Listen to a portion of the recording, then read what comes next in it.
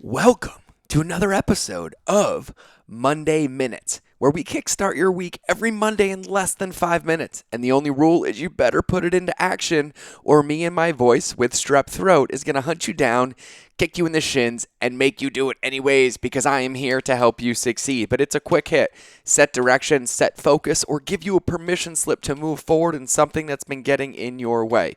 So today's Minute Monday, before we get into it, for those of you that are watching this podcast on video, I was called out online the other day, and you've heard this story in another one.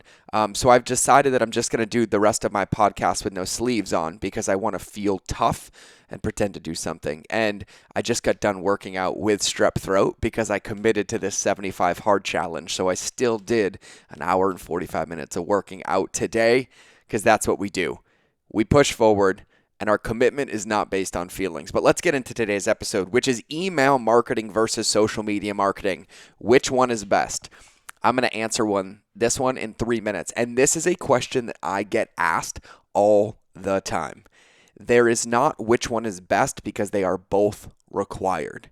Social media serves two purposes: to create content to garner attention from people that haven't found you, that are finding you for the first time, or to create content to add value to help people who are in your world collectively get more touch points and stay connected with you, to become a social trigger on top of their brain, to think about you, to have reminders of things that you've taught them, to have other modalities in which to consume your content that helps them achieve the goal that they were promised if they were your customer.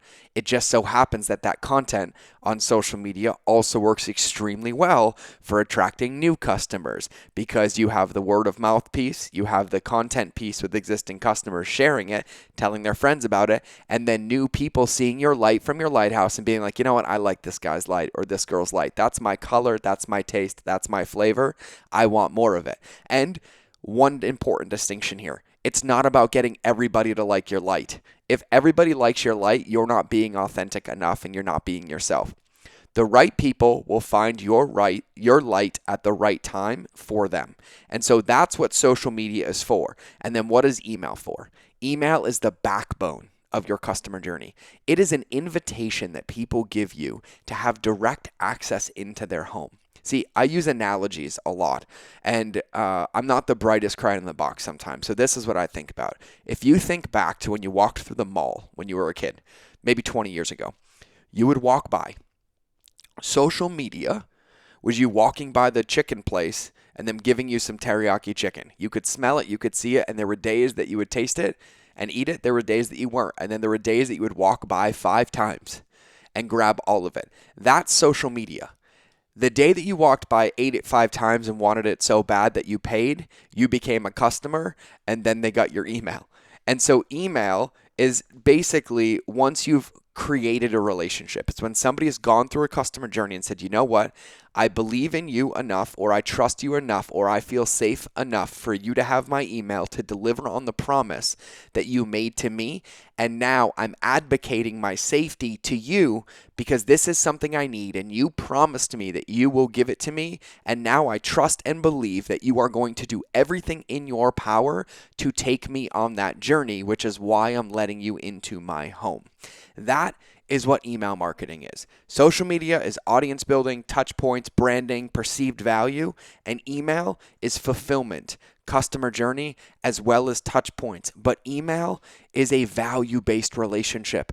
Somebody gave you permission to be in a relationship with them, and you need to treat it as such. You know I say this all the time. The definition of marketing is a two-way, value-based, long-term relationship, not a one-way dictatorship. And so email is not only important, but it's required. Social media is not only important, but it's required if that's where your customers are. And I will say one note because I have a minute left so I can hit time. If your customers are on social media, then you would need to be there if you want that attention. Social media is not required, but if that's where your customers are hanging out, then that's where you need to be.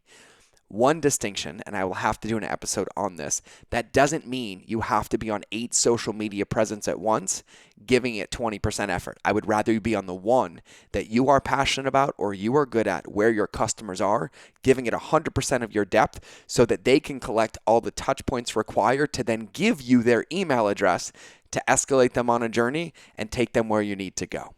So that's what I got for today's Monday Minutes. So remember, if you get lost, if you get unfocused, come back to this episode and listen to it again. It is a 6-minute dopamine hit to your shins, your kneecaps, or your motivation to get you moving forward and focused on what matters. Put it into action. Think about it. It's a quick hit. Set your direction and focus on it. And I will see you guys in the episode on Wednesday. Remember that relationships always beat algorithms, and me and my lack of sleeves are going to go work out again. I'll see you guys later.